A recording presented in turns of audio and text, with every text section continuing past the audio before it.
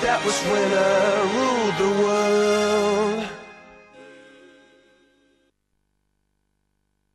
Currently ongoing to create a free trade bloc in the Asia Pacific. The United States, as well as an expanded group of 8 countries that includes Malaysia, who were recently in New Zealand to hammer out the actual text of the TPP.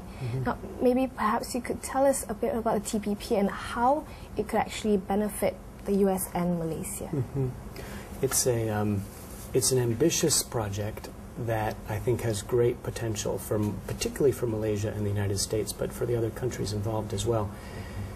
The plan is over the next year, so culminating, if we can make it, at the APEC summit, which will be held in Honolulu in Hawaii, to have a very intensive series of negotiations over the course of the year to see if we can all agree among these several countries on opening up trade and opening up investment, which will provide more choices for our people, lower prices, and I think it will stimulate foreign investment, which I know is a concern here in Malaysia as it is everywhere, because I would say that the policies that the Prime Minister is talking about and putting into place within Malaysia are very important and are very of great interest to international and particularly American business, but the effect of signing a multi-country free trade agreement, I think, will carry a lot of weight internationally and really help with the competition to bring foreign investment into Malaysia.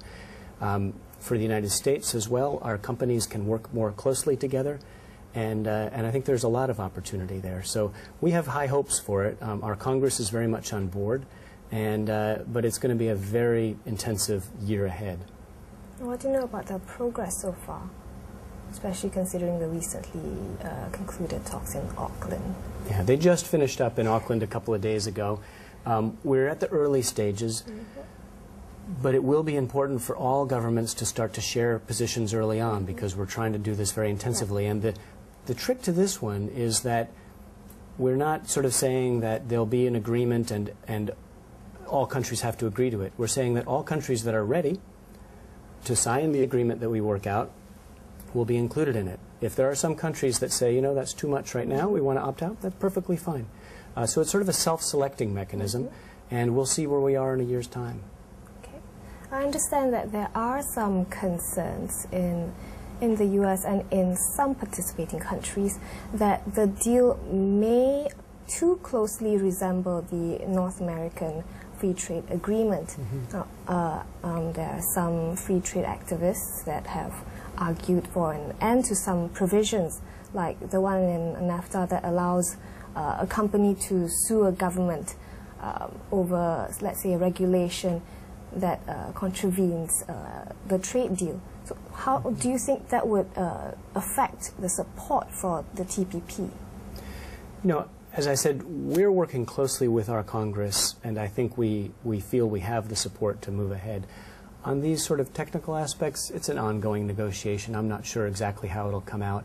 I'm sure there will be some ups and downs in the process, but I think the political commitment that I've seen here and been communicated to me in Malaysia, as well as the political commitment from the United States, is there.